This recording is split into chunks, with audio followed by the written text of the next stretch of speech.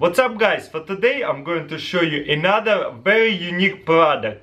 This is actually looks like a real coin, and it actually is a real coin. It has all the dates and markings on it like a regular nickel is. Well, what's so special about this nickel? Doesn't seem like it's nothing wrong with this. But right here there's a notch, hidden knife inside of it. Let's pull it this way. Boom.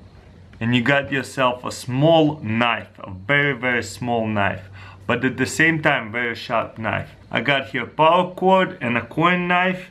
Let's try to cut it.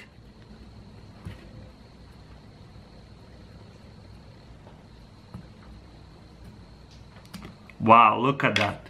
That rope is cut off pretty easily. It could be also a very useful box opener. Let's try to open a box with this. I get packages all the time, so look at that. That's actually perfect. And boom, we open our box. Very awesome. Look, it cuts through the cardboard pretty good too.